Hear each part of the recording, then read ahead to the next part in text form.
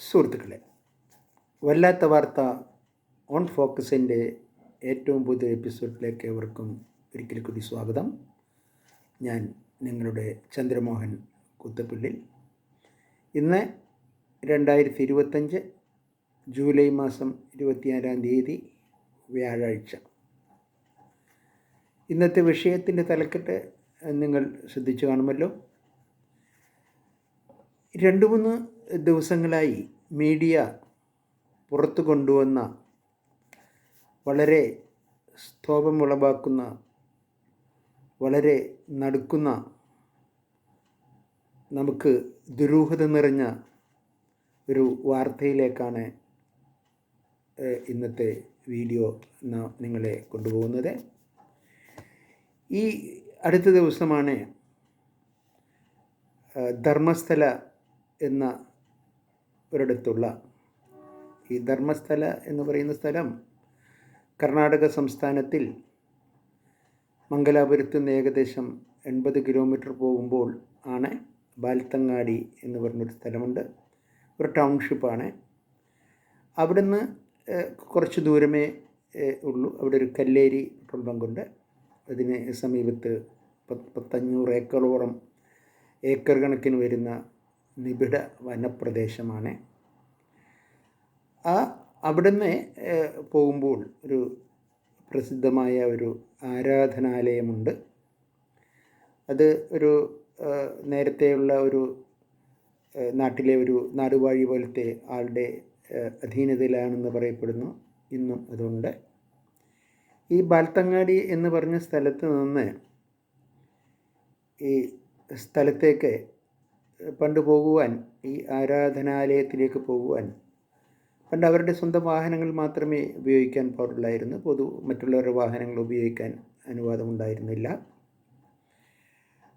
ഇപ്പോൾ കുറച്ചൊക്കെ ജനങ്ങളുടെ വാഹനങ്ങളെ പ്രവേശിപ്പിച്ച് തുടങ്ങിയിട്ടുണ്ട്. ഈ ധർമ്മസ്ഥല എന്ന് പറയുന്ന സ്ഥലത്ത് ഉള്ള ഒരു ശുചീകരണ തൊഴിലാളി ഈയിടെ അദ്ദേഹം ഒരു തലയോട്ടിയുമായി അവിടുത്തെ കോടതിയിൽ ചെന്ന് ഞെട്ടിപ്പിക്കുന്ന കുറേ വെളിപ്പെടുത്തലുകളാണ് നടത്തിയത്.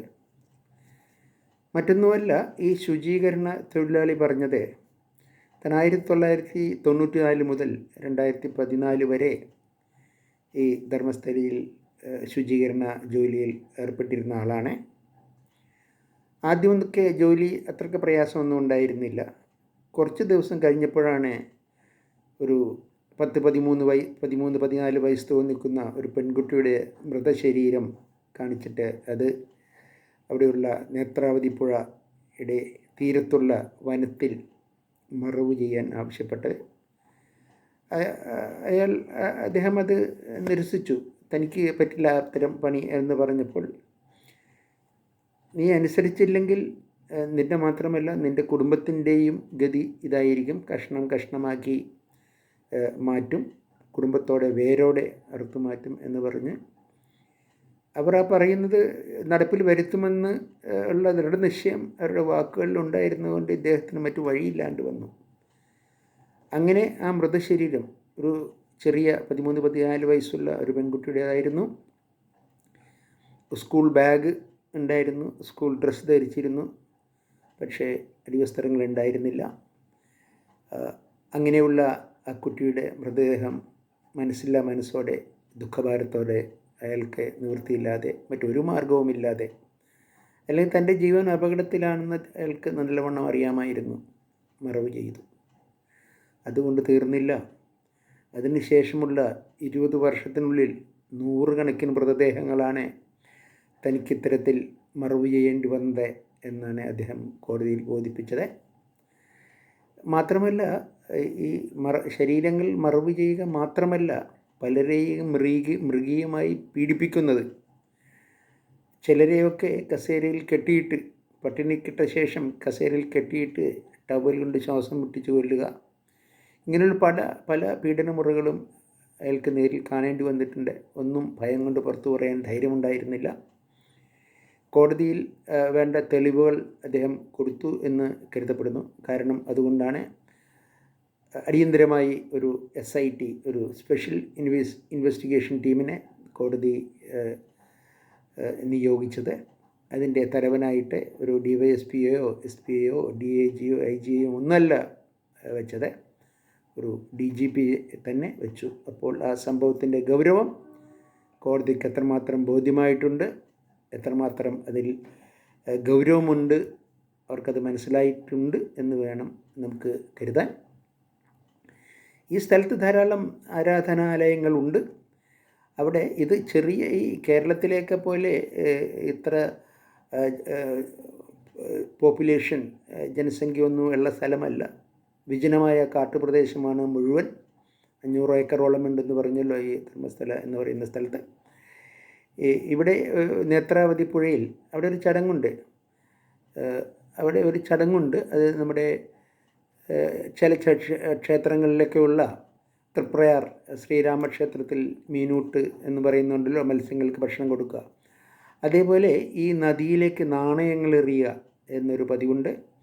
ഇതിനായി ഈ എറിയുന്ന നാണയങ്ങൾ പെറുക്കിയെടുക്കാനായിട്ട് ധാരാളം കുട്ടികൾ, ആൺകുട്ടികളും പെൺകുട്ടികളും ഒക്കെ വരാറുണ്ട്. ഇവിടെ ധാരാളം സ്ത്രീകൾ, കുട്ടികൾ കാണാതാകുന്നതൊരു പതിവ് തന്നെയാണ്. പരാതികളധികം വരാറില്ല. കാരണം ഈ ഏരിയ മുഴുവൻ ഒരു ഉന്നത കുലജാതരായ ബ്രാഹ്മിൻസ് അവരുടെ അധീനതയിലുള്ള, അവരുടെ മേൽനോട്ടത്തിലുള്ള, അവരുടെ നിയന്ത്രണത്തിലുള്ള ഒരു പ്രദേശമാണ്. ഇവിടെ കാണാതാകുന്നവർ ആരൊക്കെയാണെന്ന് ചോദിച്ചാൽ ലോക്കൽ ഗേൾസ്, സാധാരണ അവിടുത്തെ നാട്ടിലെ ഗോത്രവർഗ്ഗക്കാരായ സാധാരണക്കാരുടെ പെൺകുട്ടികൾ, ആൺകുട്ടികൾ, മക്കൾ, അല്ലെങ്കിൽ സ്കൂളിൽ പോയിട്ട് വരുന്ന കുട്ടികൾ, അല്ലെങ്കിൽ സ്കൂളിലേക്ക് പോകുന്ന കുട്ടികൾ, അല്ലെങ്കിൽ വിനോദയാത്രക്ക് വന്ന് ഒറ്റതിരിഞ്ഞു പോകുന്ന കുട്ടികൾ, അല്ലെങ്കിൽ മുതിർന്നവരുടെ സംരക്ഷണം ഇല്ലാതെ വരുന്ന കുട്ടികൾ, അന്യനാട്ടിലെ കുട്ടികൾ, ഇവരൊക്കെയാണ് സാധാരണ അവിടെ കാണാതാകാറ്. അങ്ങനെയാണ് പതിവ്. അപ്പോൾ ഈ താഴ്ന്ന നിലയിലുള്ള, താഴ്ന്ന ജാതിയിലുള്ള ആൾക്കാരും കുട്ടികളൊക്കെ ആയതുകൊണ്ട് എവിടെയാണ് പരാതി പറയേണ്ടത്, എങ്ങനെയാണ് പരാതി പറയേണ്ടത്, എന്താണ് പറയേണ്ടത് എന്ന് അവർക്ക് സാധാരണഗതിയിൽ അറിവുണ്ടാകാൻ ഇടയില്ല.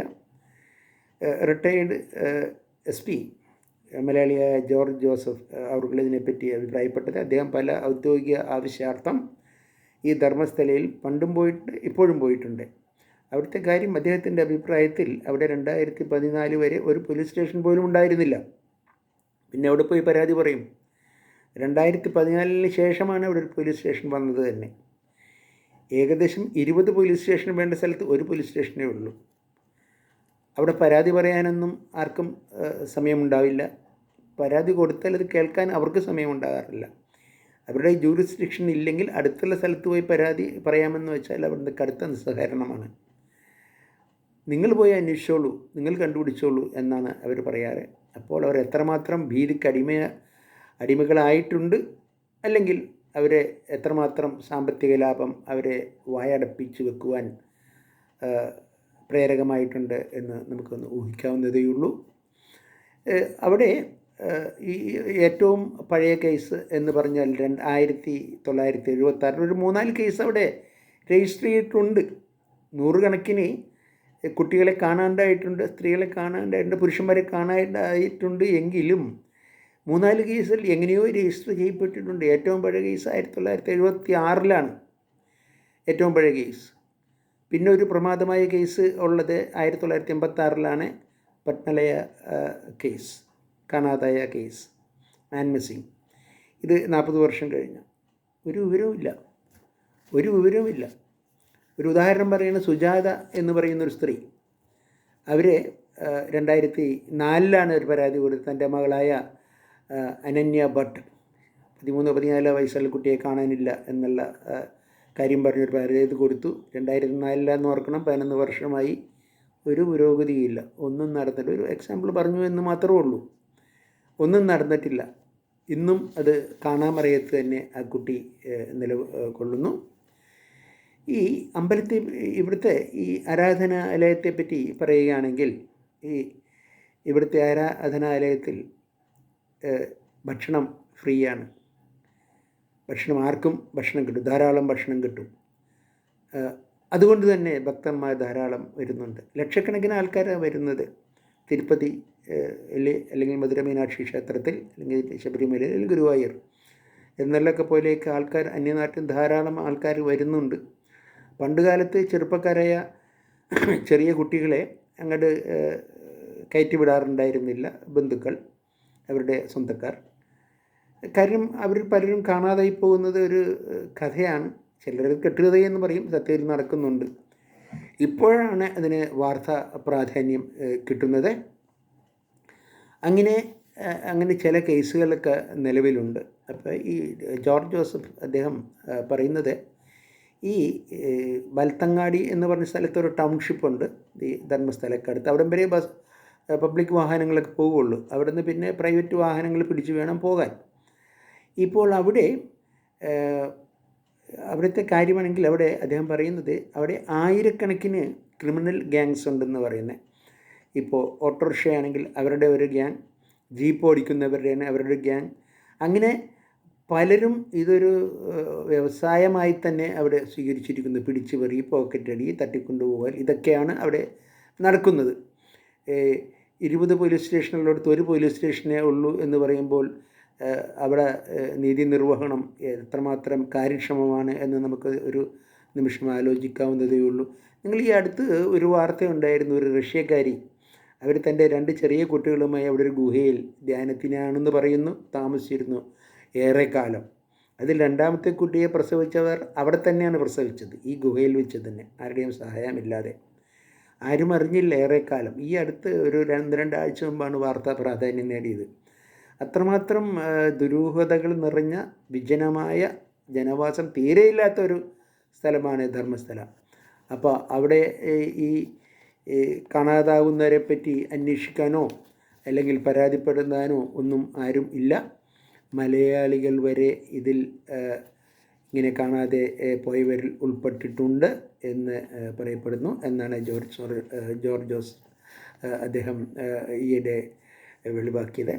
ഇവിടെ ബ്രാഹ്മിൻസിൻ്റെ മേധാവിത്വമുള്ള, ആധിപത്യമുള്ള, ഉന്നത കുലജാതരുടെ ആധിപത്യമുള്ള ഒരു സ്ഥലമാണെന്ന് പറയുന്നത്. സാധാരണ അടക്ക മരത്തിൻ്റെ കൃഷികളാണ് അവിടെ ധാരാളമുള്ളത്. മുന്നോക്ക ജാതിക്കാർക്ക് മേധാവിത്വമുള്ള സ്ഥലമാണ്. സ്വാഭാവികമായിട്ടും അവർ തങ്ങളുടെ കീഴ്ജാതിക്കാരെ അടിമകളെപ്പോലെ കാണുകയുള്ളൂ എന്നുള്ള കാര്യം നമുക്കറിയാം. ഈ അദ്ദേഹത്തിൻ്റെ അഭിപ്രായത്തിൽ, ജോർജ് ജോസഫ് അദ്ദേഹത്തിൻ്റെ അഭിപ്രായത്തിൽ, ഇത്തരം ഗ്യാങ്ങുകളാവാം ഇങ്ങനെ കൂട്ടത്തോടെ പെൺകുട്ടികളെ കാണാതാവുന്നതിൻ്റെ പിന്നിൽ എന്ന് അദ്ദേഹത്തിൻ്റെ സംശയം മാത്രമാണ്. അങ്ങനെ ഉണ്ടാകുന്ന നല്ല സാധ്യത ഉണ്ട്. ഈ ആരാധനാലയത്തിൻ്റെ ഭാരവാഹികൾ അല്ലെങ്കിൽ അതിനോട് ബന്ധപ്പെട്ട ആളുകളാണ് എന്ന് ഉള്ളതിന് തെളിവുകളൊന്നും നമ്മുടെ മുമ്പിലില്ല, ആയിക്കൂടുന്നുമില്ല. പക്ഷേ അദ്ദേഹം ആരാണ് ഇതിൻ്റെ പിന്നിൽ, അല്ലെങ്കിൽ തന്നെ ഇത്തരം ക്രൂരകൃത്യങ്ങൾക്ക്, ഇത്തരം കുറ്റകൃത്യത്തിന് പ്രേരിപ്പിച്ചത്, തന്നെ നിർബന്ധിച്ചത് എന്നൊക്കെ ഈ തൊഴിലാളി, ശുചീകരണ തൊഴിലാളി കോടതിയിൽ വെളിപ്പെടുത്തിയിട്ടുണ്ടാകാം. അത് കാലക്രമേണ പുറത്തു വരികയുള്ളൂ. അന്നേ നമുക്കിതിനെപ്പറ്റിയുള്ള കാര്യങ്ങൾ കൂടുതൽ വ്യക്തമാകും. അതുവരെ നമുക്ക് കാത്തിരിക്കുകയേ നിവൃത്തിയുള്ളൂ. നമ്മൾ എന്തിനാണ് അമ്പലത്തിൽ പോകുന്നത്? നമുക്ക് ശാന്തി കിട്ടാൻ, സമാധാനം കിട്ടാൻ, നമുക്ക് ആപത്തുകളിൽ നിന്ന് രക്ഷ കിട്ടാൻ, ദൈവത്തിൻ്റെ അനുഗ്രഹം കിട്ടാനൊക്കെ പോകുന്നത്. പക്ഷേ അവിടെ ആരാധനാലയത്തിൽ നമുക്ക് ഭീഷണിയും കിട്ടുന്നത് ഭീഷണിയും ഭീകരതയുമാണെങ്കിലും, പ്രസിദ്ധ ഇംഗ്ലീഷ് റൈറ്ററായ ജോൺ ബെനിയൻ അദ്ദേഹം പറഞ്ഞ അദ്ദേഹത്തിൻ്റെ ഒരു വാചകം നമുക്ക് ഇത്തരണത്തിൽ നിന്ന് ഓർക്കാം. They will surround you with terror and fear on every side. Fear within, fear without. Fear shall be in the way, even in the way that thou goest എന്നാണ് അദ്ദേഹം പറഞ്ഞത്. ഈ ജോൺ ബെനിയൻ ഇംഗ്ലീഷ് റൈറ്റർ, അദ്ദേഹം 17ാം നൂറ്റാണ്ടിലാണ് ജീവിച്ചിരുന്നത്. അതുകൊണ്ടാണ് അദ്ദേഹം thou എന്ന് പറഞ്ഞാൽ യു എന്നർത്ഥം, ഗോയിസ്റ്റ് എന്ന് പറഞ്ഞാൽ ഗോയിൻ്റെ archaic second person singular present ഫോമാണ് ഗോ എന്നുള്ള വാക്കിൻ്റെ. അതുകൊണ്ടാണ് അദ്ദേഹം ആ പഴയ ലാംഗ്വേജ് ഉപയോഗിച്ചത്. എന്തായാലും ഉടനെ കോടതിയുടെ നിരീക്ഷണം നടക്കുന്ന ഈ അന്വേഷണത്തിൽ കാര്യങ്ങളൊക്കെ വെളിവാകുമെന്ന് നമുക്ക് പ്രത്യാശിക്കാം. മറ്റൊരു വീഡിയോയുമായി ഇനി കാണുന്നവരെ ഏവർക്കും നന്ദി, നമസ്കാരം.